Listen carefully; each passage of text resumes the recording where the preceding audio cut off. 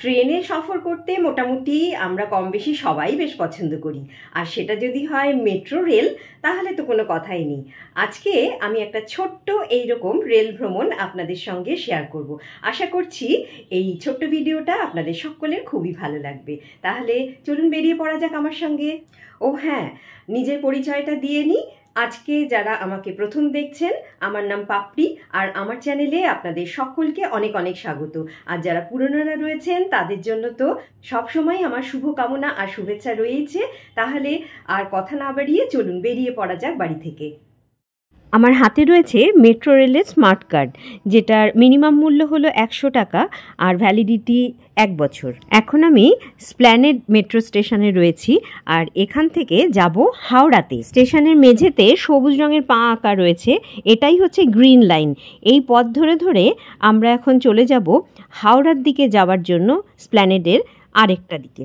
তবে এর জন্য কিন্তু আমাদের স্টেশন থেকে বেরিয়ে যেতে হবে না। আর এই পাশ দিয়ে দেখুন একটা নীল রঙের পা দেখা যাচ্ছে, এটা হচ্ছে দক্ষিণেশ্বরের দিকে যাওয়ার জন্য।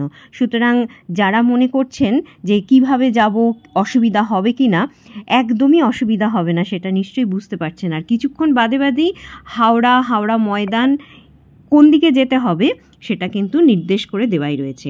আর এই সামনের দিকে এগিয়ে গেলেই টিকিট কাউন্টার রয়েছে।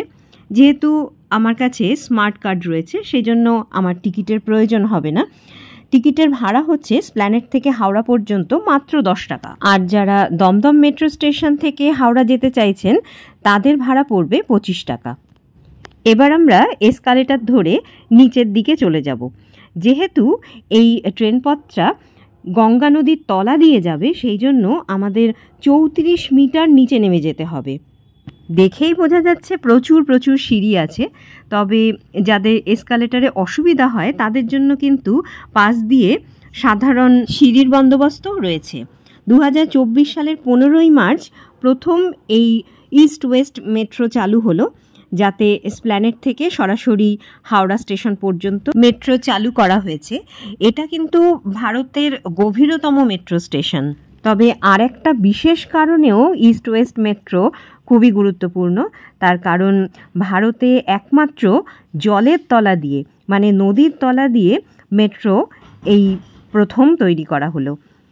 আমরা একটু আগে এক ধাপ নিচে নেমে আসলাম, আবার কিছু দূর হেঁটে চলার পর আরেকটা ধাপ নিচে নামতে হবে দেখছি।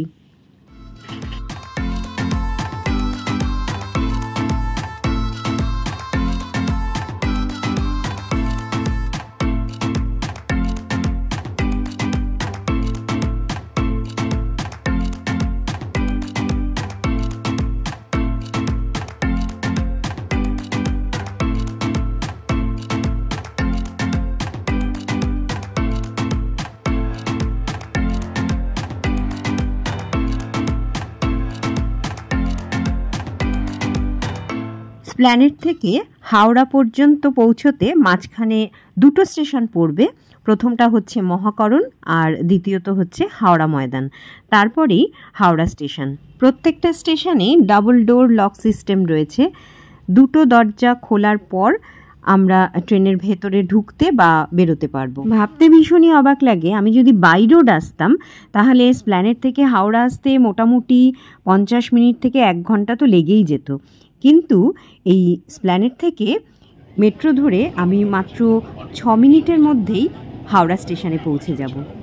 এখন আমাদের ট্রেন হাওড়া ময়দান ক্রস করে হাওড়া মেন স্টেশনের দিকে যাচ্ছে, আর কিছুক্ষণের মধ্যেই ট্রেনটা জলের তলায় প্রবেশ করবে। আর সেটা যাতে বুঝতে পারা যায় তার জন্য দুপাশ দিয়ে একটা নীল আলোর রেখা দেখা যাবে।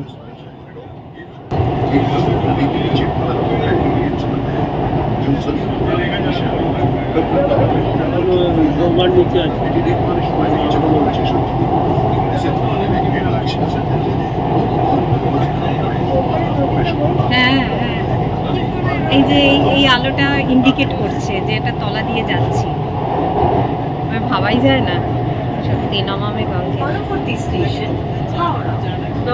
জলের তলা দিয়ে আসতে আমাদের মাত্র 25 সেকেন্ড সময় লাগলো, যেটা ওপর দিয়ে আসলে আমাদের হাওড়া ব্রিজ ক্রস করে আসতে হতো। হাওড়া থেকে স্প্ল্যানেডের এই ইস্ট ওয়েস্ট মেট্রোর নাম দেওয়া হয়েছে গ্রিন লাইন 2, আর গ্রিন লাইন 1 এখনও চালু হয়নি। সেটা চালু হলে সল্টলেকের সেক্টর 5 পর্যন্ত চলে যাওয়া যাবে।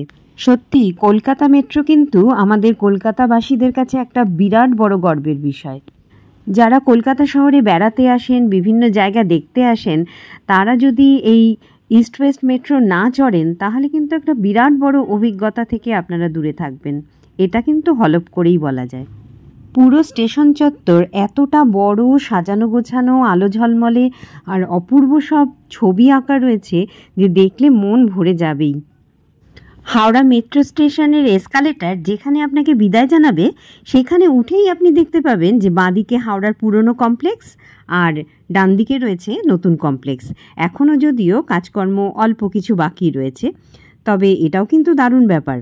আর মনে রাখতে হবে রাত 9:45 পর্যন্তই মেট্রো চালু থাকে। ভিডিওটি যদি ভালো লাগে, কোনো ইনফরমেশন যদি আপনাদের কোনো কাজে আসে, তাহলে একটা লাইক দিতে ভুলবেন না, আর চাইলে সাবস্ক্রাইবও করতে পারেন।